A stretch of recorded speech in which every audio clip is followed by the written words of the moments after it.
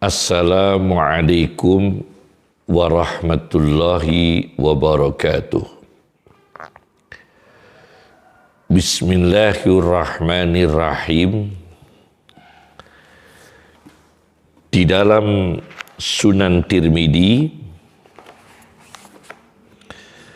hadis nomor 2269 dengan syarahnya Tuhfatul Ahwazi karya Muhammad Abdurrahman bin Abdurrahim Al-Mubarakfuri di jilid 6 halaman 544-545 dijelaskan ada hadis Nabi sallallahu alaihi wasallam, takhruju min Khurasana rayatun sudun, akan keluar dari negeri Khurasan panji-panji hitam, bendera-bendera hitam, la yarudduha syai'un, yang bendera-bendera itu, panji-panji hitam itu tidak ada sesuatu yang bisa menolaknya, hatta tunsaba bi'idiya, sehingga panji hitam itu dipasang, dikibarkan di kota Ilya. Di dalam kitab Tuhfatul Ahwadi dijelaskan di jilid 6 halaman 545 bahwa kota Ilya ini ialah Madinatu Baitul Muqaddas, kota Baitul Muqaddas Palestina. Kemudian di dalam kitab Musnadu Ahmad, hadis nomor 22.450.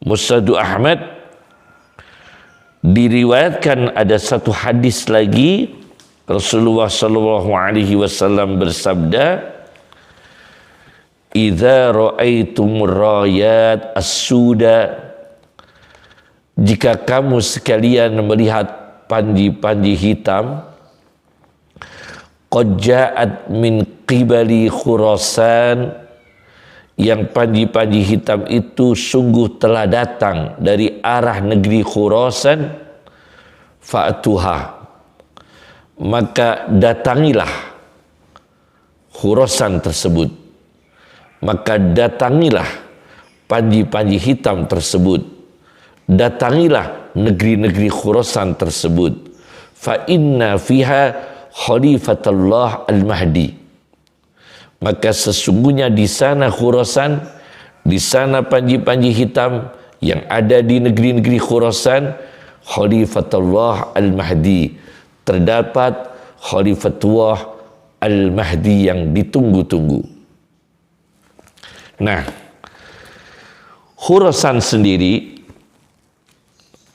itu nama dari keturunan Nabi Nuh alaihissalam. Saya baca dalam kitab geografi karya Yaqut Al-Hamawi, Mu'jamul Buldan, di jilid 2 halaman 350. Di sini dijelaskan bahwa Khurasan itu adalah saudara dengan Haital. Ada Khurasan dan Haital. Ibna Alim ibni Sam ibn Nuh, ialah kedua-duanya adalah putra dari Alim bin Sam bin Nuh. Jadi Khurasan itu adalah cicit dari Nabi Nuh yang menempati di negeri-negeri Khurasan. Secara geografis, saya baca di dalam sebuah hasil riset Atlasul Hadis karya Dr. Syauqi Abu Khalil. Di sini dijelaskan secara geografis, wal yawma qismun minha fi shimali syarqi Iran. Pada hari ini Khurasan itu terbagi satu di sebelah utara Iran Timur. Yang kedua, wa qismun fi Afghanistan asy-syimaliyah al-gharbiyah. Sebagian lagi di Afghanistan utara bagian barat. Yang ketiga adalah di Turkmenistan. Nah, berarti ada 3 negara sekarang ini yang termasuk wilayah Khurasan. Tidak ada kepastian bahwa Khurasan itu hanya Afghanistan, tidak ada, atau hanya Iran, atau hanya Turkmenistan. Tapi Khurasan ini meliputi 3 negara tersebut. Maka Mahdi ini di mana? Kita tidak boleh memastikan Mahdi ini berada di Afghanistan, karena tidak ada kejelasan dalam hadis-hadis tersebut. Tapi yang jelas Imam Mahdi yang ditunggu-tunggu umat manusia akan muncul di negeri Khurasan. Kemudian mengatakan bahwa Panji Hitam ini kelompok tertentu juga tidak boleh, karena Panji Hitam ini tidak disebutkan siapa yang membawa, kelompok mana yang membawa, tidak boleh. Kita pastikan kelompok tertentu. Nanti akan terjadi klaim. Misalnya Iran mengklaim yang membawa Panji Hitam kemenangan, keadilan yang diisarahkan oleh Nabi SAW, isyarah Imam Mahdi, akan diklaim Iran, ini juga tidak bisa. Atau diklaim Afghanistan, atau diklaim Turkmenistan. Kemudian saya baca lagi hadis untuk lebih sempurnanya. Saya baca hadis di dalam Sunan Ibni Majah. Hadis Sunan Ibni Majah, ya, dengan syarahnya Syekh Muhammad Amin Al-Harari, Syarah Sunan Ibni Majah dengan judul Mursyidu Dzawil Hijah wal Hajah ila Sunan Ibni Majah wal Qaul al-Muktafa ala Sunanil Mustafa. Syarah Ibni Majah jilid 25 di halaman 11, 12, 13, 14. Diceritakan di sini tentang sabda Nabi sallallahu alaihi wasallam, wa inna ahla baiti sayalqawna ba'di bala'an wa tashridan wa tatridan. Dan sesungguhnya keluarga rumahku, cucu-cucuku, keturunanku, ahlul baitku akan menjumpai, akan menemui sesudahku ujian. Kemudian dibuat lari, kemudian terusir,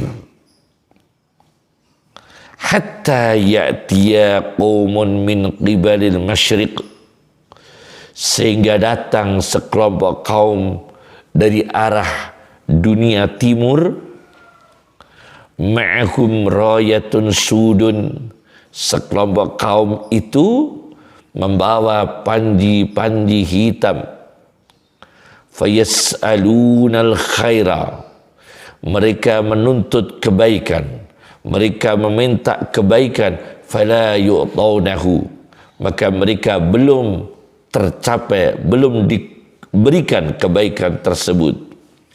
fayuqatiluna, maka sekelompok kaum itu yang membawa panji-panji hitam itu mereka berperang.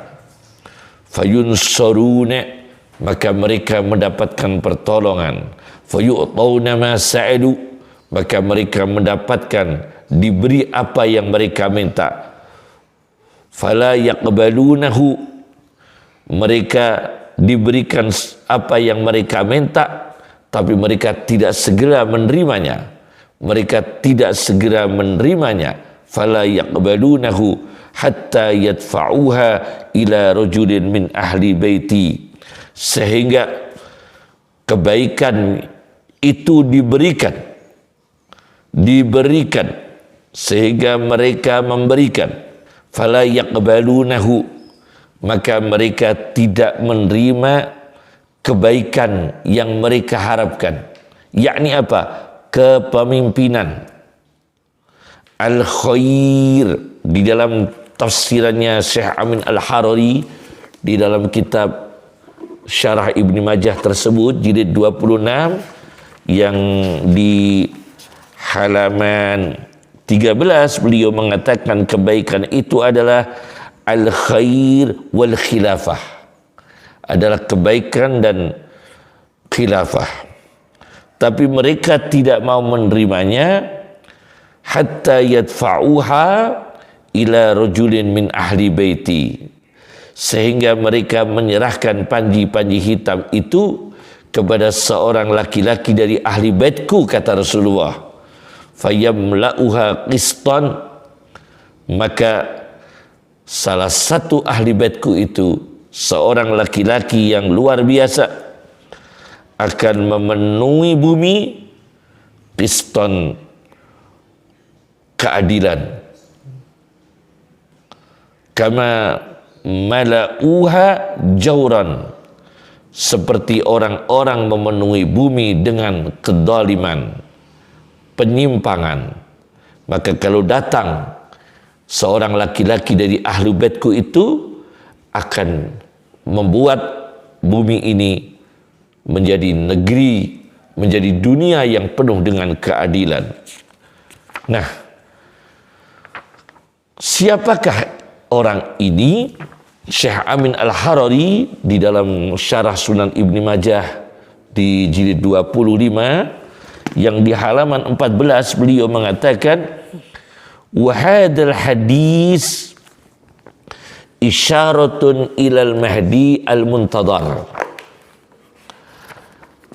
Ini hadis mengisyarahkan Mahdi yang ditunggu-tunggu. Ini hadis dari Sunan Ibnu Majah. Kalau di Sunan Ibnu Majah, nomor hadisnya, kalau terbitan ini, terbitan Darul Minhaj Syarah Sunan Ibnu Majah Syekh Amin Al-Harari, hadis nomor 4025. Nah, di dalam hadis ini terdapat rawi yang bernama Yazid bin Abi Ziyad. Yazid bin Abi Ziyad ini wahuwa mukhtalafun fih, seorang rawi yang diperselisihkan akuratnya, validitasnya. Kemudian fayuraddus sanad minas sihah ilal hasan atau ilal husni.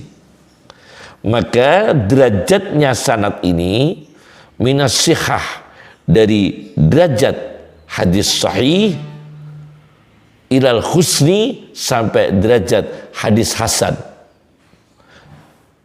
Kalau minas sahih ilal hasan, tapi ini minas sihah ilal husni. Maksudnya as-sihah adalah kesahihan, al husni artinya hadisnya hasan. Jadi kualitas hadisnya hasan, bagus, tidak dhaif. Jadi ini hadis di Sunan Ibnu Majah menurut Syekh Amin Al-Harari isyarat Imam Mahdi akan muncul di dengan membawa panji-panji hitam di negara-negara timur, di negeri-negeri timur. Nah, kalau digabungkan dengan hadis-hadis sebelumnya seperti hadis Imam Ahmad yang hadis Imam Ahmad mengatakan disebutkan negara-negara Khurasan dan di sana adalah Al-Mahdi. Nah, kalau digabung-gabungkan hadis ini dengan hadis Ahmad dan Ibnu Majah, maka Mahdi itu di Khurasan, muncul di negara Khurasan. Nah, siapakah Mahdi itu?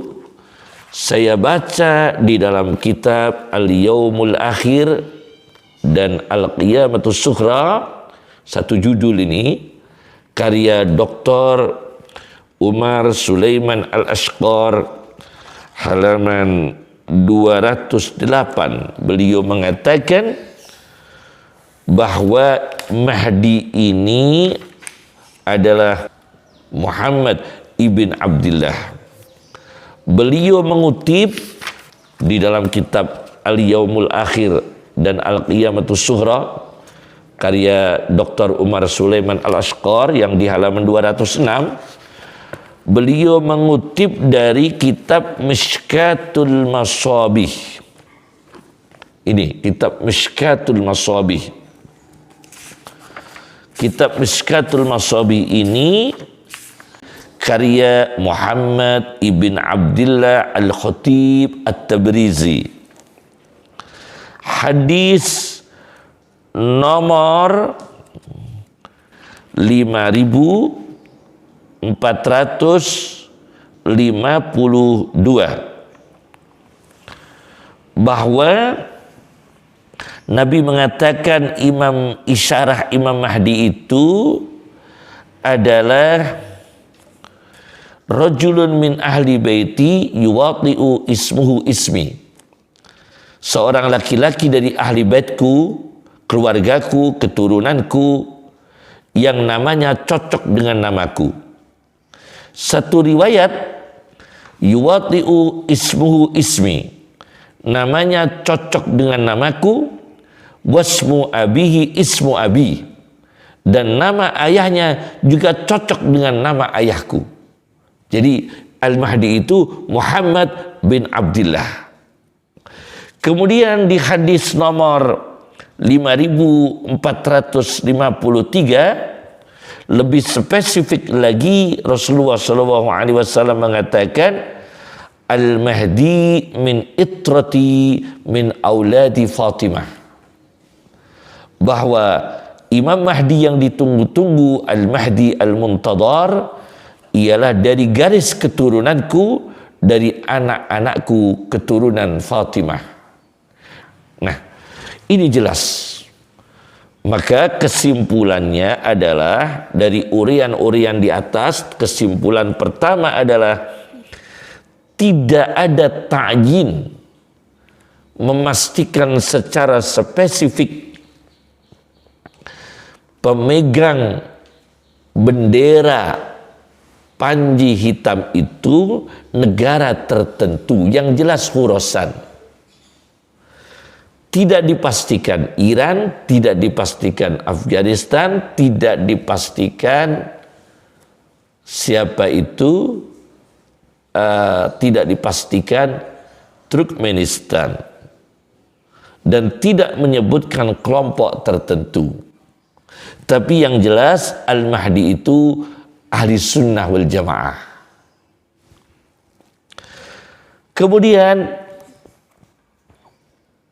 kesimpulan yang kedua, dikhawatirkan akan ada klaim dari negara masing-masing di antara tiga negara, dan ini akan membawa indoktrinasi dan sangat berisiko.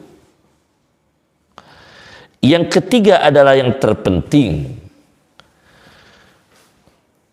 negara-negara yang Khurasan, yang masuk dan tergabung dalam negara Khurasan, seperti Afghanistan, kemudian Turkmenistan, kemudian Iran, yang terpenting adalah terinspirasi dari nilai-nilai keadilan, kemanusiaan, kasih sayang, toleransi, yang syariat, yang dibawa oleh Al-Mahdi yang ditunggu-tunggu.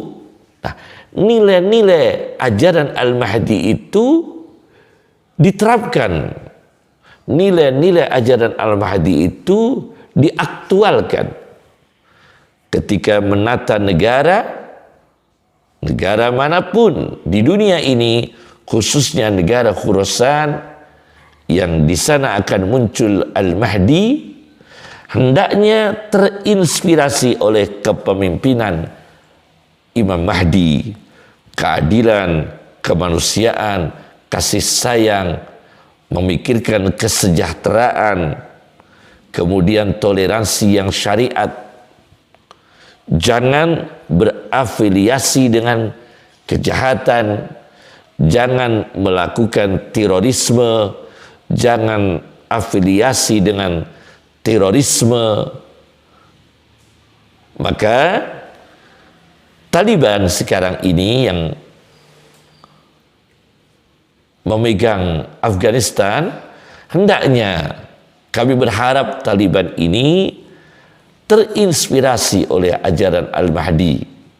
Tidak boleh mengklaim Al-Mahdi diisyaratkan jatuh di kelompok Taliban. Tidak boleh, tidak ada hadisnya begitu. Tidak boleh mengklaim Panji Hitam itu diisyaratkan adalah kemenangan Taliban di Afghanistan. Juga tidak ada penjelasan hadisnya. Tetapi Taliban harus terinspirasi ajaran-ajaran Imam Mahdi, keadilan, kemanusiaan, kasih sayang, bagaimana mensejahterakan rakyat, bagaimana menata negara Afghanistan ini bersih dari sifat antagonis antar kelompok dan saling memuliakan sesama manusia, betul-betul tadbiq menerapkan nilai-nilai keluhuran yang ada dalam agama Rasulullah Sallallahu Alaihi Wasallam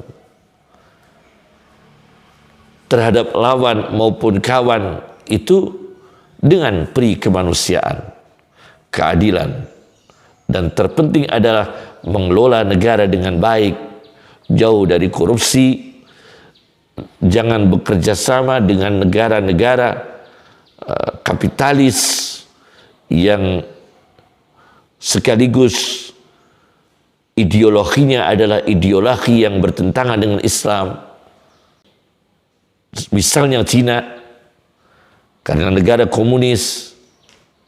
Jangan bekerja samalah dengan negara-negara yang punya semangat kemanusiaan, semangat menjunjung tinggi keadilan, semangat untuk mensejahterakan rakyat dengan nilai-nilai Islam.